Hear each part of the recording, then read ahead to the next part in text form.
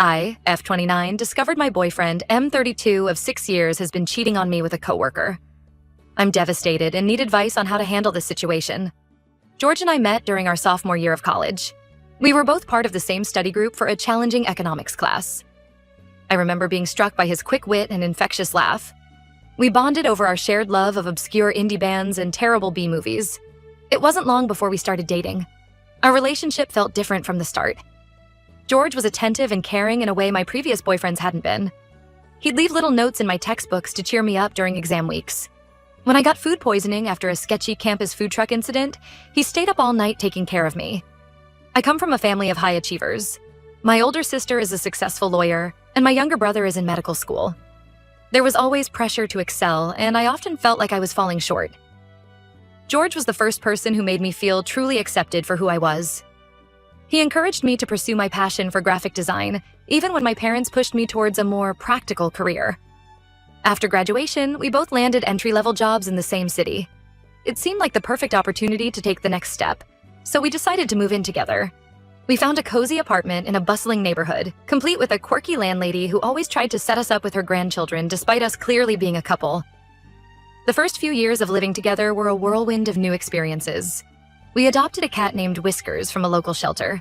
He was a scraggly orange tabby with a crooked tail who immediately stole our hearts. George and I would spend weekends exploring the city, trying new restaurants and dreaming about our future. We weren't without our challenges. George's job at a marketing firm was demanding, often requiring late nights and weekend work. I sometimes felt neglected, but I tried to be understanding. We'd argue about household chores or money, but we always managed to work things out. About 2 years ago, George got an offer from a tech startup. The salary was better, and he was excited about the opportunity to work on cutting-edge projects. I was thrilled for him, even though I knew it would mean longer hours. At first, things were great. George would come home buzzing with energy, talking a mile a minute about the innovative ideas his team was working on. But gradually, I noticed a shift. He became more secretive about his work, claiming it was all confidential. He started going out more with his work friends, often coming home late smelling of alcohol and perfume. When I tried to talk to him about it, he'd get defensive. "You don't understand the pressure I'm under," he'd say. Or, "Why can't you just trust me?" I felt like I was going crazy. My gut was screaming that something was wrong, but George kept dismissing my concerns.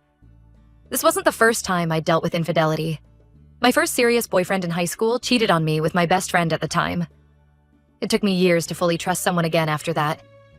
George knew this history, which made his behavior even more hurtful. Things came to a head last week. George was in the shower and his laptop pinged with a new message. I know I shouldn't have looked, but something compelled me to check.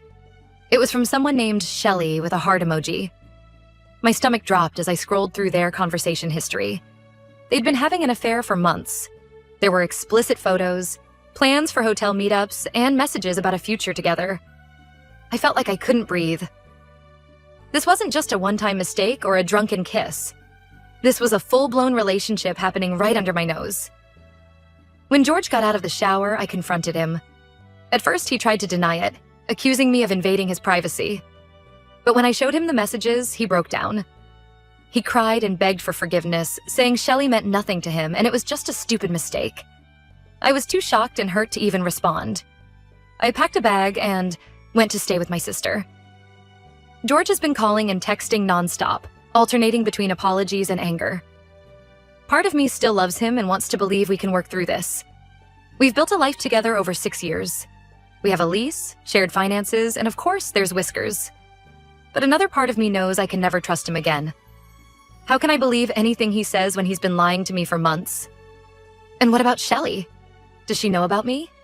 Is she going through the same pain I am? I'm not sure what to do next. The thought of starting over at 29 terrifies me. We had talked about marriage and kids. Now all those dreams feel shattered. I worry about George's mental health if I end things completely. He's struggled with depression in the past, and I'm afraid of what he might do. Then there's the practical side of things.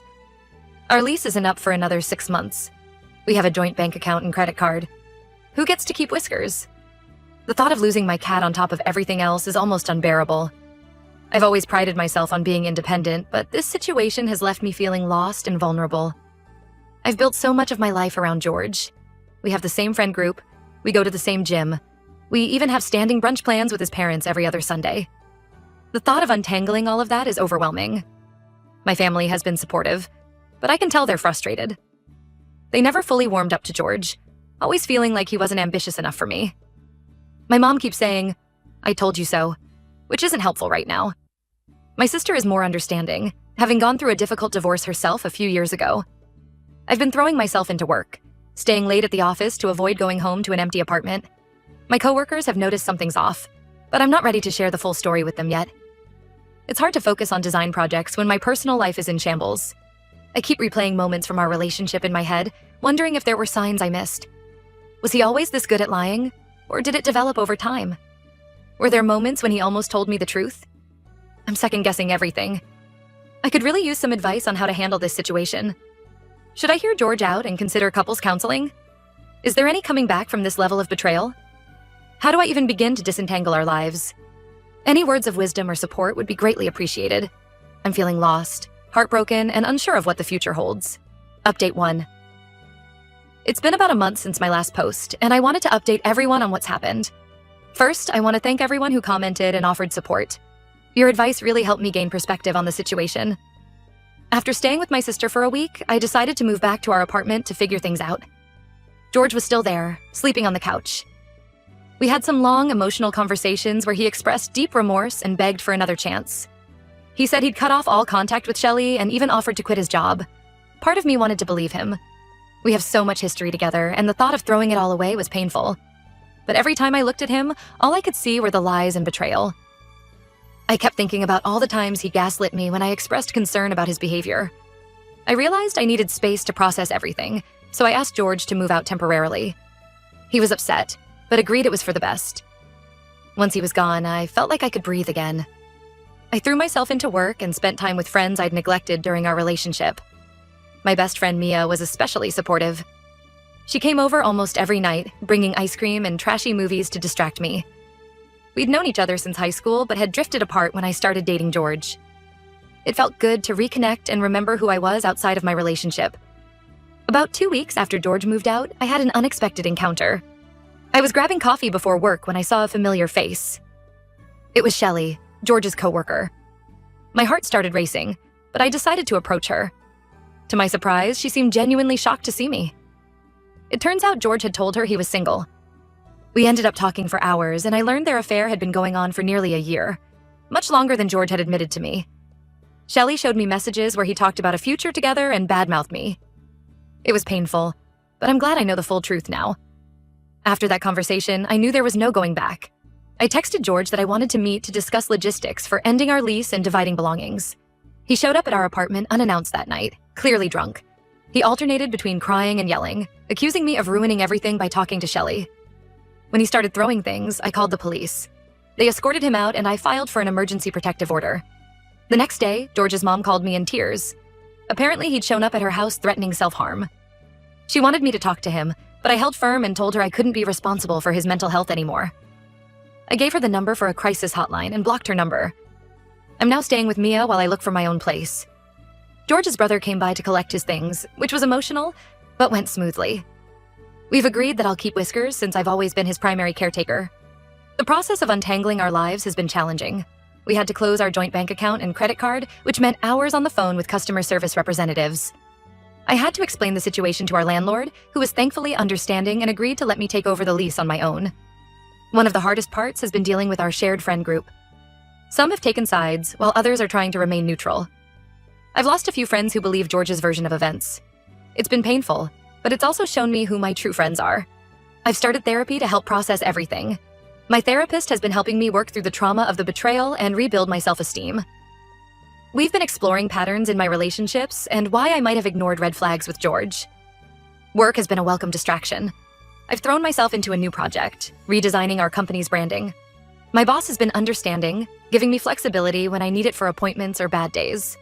There are still moments when I miss George and the life we had together. The other day, I found an old concert ticket stub from one of our first dates tucked away in a drawer.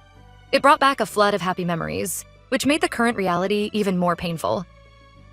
But overall, I'm starting to feel stronger. I'm rediscovering parts of myself that I had pushed aside during my relationship with George. I've started taking a pottery class, something I've always wanted to try but never made time for. I'm taking things one day at a time and trying to be gentle with myself as I navigate this new chapter of my life. Thank you again to everyone who offered advice and encouragement. It really made a difference during this difficult time. Update 2. It's been about 6 months since my last update, and I wanted to share how things have progressed. Life has settled into a new normal, and I'm doing much better than I ever expected. After staying with Mia for a few weeks, I found a cute studio apartment that allows pets. It's small, but it feels like home. Whiskers has adjusted well and seems to enjoy having me all to himself. I've been focusing on self-care and rebuilding my life one day at a time. I haven't had any direct contact with George since the night I called the police. His family tried reaching out a few times, but I maintained firm boundaries. Through mutual friends, I heard he moved to another state for a new job. Part of me hopes he's getting the help he needs, but I know that's not my responsibility anymore. The most unexpected development has been my friendship with Shelley. After our initial coffee shop encounter, we kept in touch. She was dealing with her own feelings of betrayal and guilt, and we found comfort in supporting each other. We even attended a few support group meetings together. It's an unusual situation, but I'm grateful for her honesty and the closure it provided. Work has been a great distraction. I threw myself into a big project redesigning our company's website. It was challenging and sometimes stressful, but it felt good to focus my energy on something productive. My boss noticed my hard work and ended up giving me a promotion. The extra income has been helpful as I've been rebuilding my savings. I also started volunteering at the animal shelter where we adopted Whiskers. It's been incredibly rewarding to help other animals find their forever homes. There's a senior cat named Ginger who reminds me so much of Whiskers. I'm seriously considering adopting her as a companion for him. My relationships with friends and family have grown stronger. Mia and I are closer than ever. We've started a tradition of weekly game nights with some other friends. I've also been spending more time with my sister and her kids. Being Aunt Emma to my niece and nephew has brought so much joy into my life. I've started dating again, casually. It's been both exciting and terrifying. My first date post-George was a disaster. I spilled wine all over myself and couldn't stop nervously rambling about cat behaviors, but each date gets a little easier. I'm taking things slow and being upfront about my past. I've met some nice guys, but I'm in no rush to jump into another serious relationship. One unexpected challenge has been dealing with mutual friends who are getting married or having babies. It's bittersweet to attend these events alone, knowing that George and I had once talked about our own future milestones, but I'm learning to be happy for my friends while also acknowledging my own feelings. I've been focusing on personal growth and trying new things. I joined a local hiking group and have been exploring trails in our area. It's been a great way to clear my head and meet new people. I'm also taking an online course in web design to expand my skills at work. Therapy has been incredibly helpful in processing everything that happened. I've been working through issues of trust and self-worth, and I'm starting to feel more confident in myself and my decisions. There have been some tough moments. Last month would have been George and I's anniversary, and I found myself feeling unexpectedly emotional. I took the day off work and treated myself to a spa day, focusing on self-care and reflection. I've also had to navigate some awkward social situations. I ran into George's best friend at the grocery store, which was uncomfortable for both of us. We made polite small talk, but it was a reminder of how much my social circle has changed. Financially, things have been tight as I adjust to living on a single income. I've had to make some budget cuts and pick up some freelance work on the side. But it feels good to be fully in control of my finances for the first time in years. My family relationships have improved. My parents have been more supportive than I expected, helping me move and checking in regularly. My mom even apologized for her initial "I told you so" reaction, which meant a lot to me. There are still days when I miss the life I thought I would have with George. But those moments are becoming less frequent and less intense. I'm proud of how I've handled this situation and excited about the future. I'm rediscovering old hobbies and trying new things. I've started taking a ceramics class and I'm terrible at it, but I'm having fun. I'm planning a solo trip to Europe next year, something I've always wanted to do but never had the courage to pursue when I was with George. It feels scary but also exhilarating to be making plans just for myself. To anyone going through something similar, know that it does get better. Trust your instincts, prioritize your own well-being, and don't be afraid to lean on your support system. You're stronger than you know. Thank you all again for your support throughout this journey. It's meant more than I can express.